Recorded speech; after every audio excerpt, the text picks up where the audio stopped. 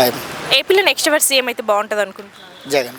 ఎందుకని జగన్ గారు అనుకుంటున్నారు? సంక్షేమ పథకాలు బాగున్నాయి చూడటానికి, ప్రజల దాకా అందుతున్నాయి అవి మ్యాక్సిమం. ఇంతకుముందు మనకు అందిని అందలేదు, నాకైతే తెలియదు.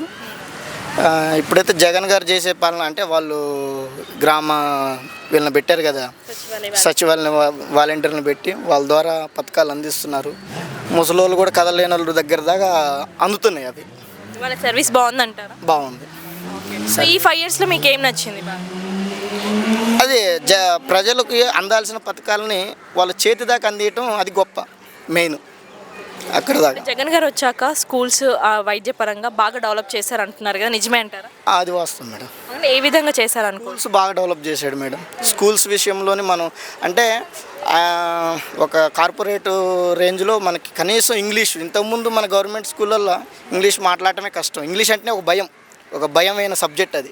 అట్లాంటిది పిల్లలు ఇవాళ ఇంగ్లీష్ని పక్కకు పెట్టి ఏం కాదు ఇంగ్లీషే కాదు అన్నట్టుగా ఉన్నారు. ట్యాబ్స్ ఇవ్వడము, డిజిటల్ స్క్రీన్ పై క్లాసెస్. ఒకప్పుడు వాళ్ళకి కంప్యూటర్ పట్టుకోవడం కూడా రాదు. విలేజ్లో ఉన్న పిల్లలకి కంప్యూటర్ అంటే కూడా తెలియదు. పోవాలంటే మనం హైదరాబాద్ పోయే నేర్చుకోవాలన్న ఆలోచన భ్రమలో ఉంటారు వాళ్ళు. సిటీలో ఉన్న వాళ్ళకైతేనే కంప్యూటర్ వస్తుంది. అలాంటిది చేతి దాకా వచ్చిందంటే వాళ్ళకి ఎంత భయం పోయినట్టు సమాజంలో. ఇప్పుడు చదువుకున్న పిల్లలు ఉంటారు, కొద్దిగా సిటీకి రాగానే వాళ్ళు నర్వస్గా ఫీల్ అవుతుంటారు పిల్లలు. ఇక్కడికి వచ్చేసరికి అట్లా ఆ ఒక నర్వస్నెస్ని తీసేసిండు కదా పిల్లలు, చిన్నపిల్లలు. సో ఆరోగ్యశ్రీపై కూడా 25 లక్షలు చేశారు కదా, అది ఎలా అనిపిస్తుంది? అది ఇంకా అమేజింగ్. అది మంచి పథకం. అక్కడ దాకా అందటం కూడా. ఒకప్పుడు 5 లక్షలు కూడా లేకుండే, 2 లక్షల లోపు ఉండే.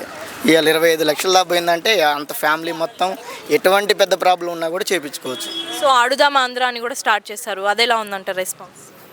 అది అంత నాకు ఐడియా లేదు మేడం అది. ఓకే. సో అంటే జగన్ గారు సింగిల్గా వస్తున్నారు, మిగతా పార్టీలన్నీ కలిసి వస్తున్నాయి, దీన్ని మీరు ఎలా భావిస్తున్నారు? మేడం సింగిల్గా వస్తున్నట్టునే అర్థం చేసుకోవాలి మనం. ఎన్ని పార్టీలు కలిసినాయని కాదు, సింగిల్గా వచ్చి ఆయన చేసిన పనులు నమ్ముకున్నాడు, ప్రజలు నమ్ముకున్నాడు, వస్తున్నాడు అంతే. సో 40 years ఎక్స్పీరియన్స్ ఉందని చెప్పుకునే చంద్రబాబు నాయుడు గారు ఎందుకు సింగిల్గా రాలేకపోతున్నారు? అదే ఆయనలో భయపడి ఉండొచ్చు. అంటే ఆయన ఏదైపోతుంది కదా, అందరు జనాలు థాట్లో ఉంటారు, నా వెనకాల ఇంకా యూత్ ఉన్నది, మంచి చేసే నాయకులు ఉన్నారని చెప్పుకోవటం కోసం ఆయన వస్తున్నాడు. షర్మిల గారు కాంగ్రెస్లో చేరడం మీకు ఎలా అనిపిస్తుంది? అది వేస్ట్ మాట. సో అంటే జగన్ గారు మళ్ళీ వస్తే ఎలాంటి మార్పులు మనం చూడవచ్చు? మ్యాక్సిమం మారవచ్చు మేడం. ఇంకా కొంచెం మార్పులు చూడవచ్చు. అంటే చదువుకునే విధానం కానీ పిల్లల్లో కొంచెం వేరే స్టేట్స్, వేరే కంట్రీస్కి వెళ్ళే విధానం కానీ ఇవి మారుతాయి మ్యాక్సిమం ఇంకా జగన్ ఉంటే. అంటే పేదవారిలో కొంచెం గ్రోత్ అనేది వస్తుంది, స్టడీ పరంగా కానీ వర్క్ పరంగా కానీ చదువుకునే విధానం కానీ ఒక వే ఆఫ్ రోడ్డుని మనకు తయారు చేస్తున్నట్టే అతను. జగన్కి చంద్రబాబు నాయుడు గారికి తేడా అంటే ఏం చెప్తారు? లేదు మేడం, చంద్రబాబు నాయుడు అనేవాడు ఆయన గొప్ప నాయకుడే, మనం ఆయన ఏం అనలేము.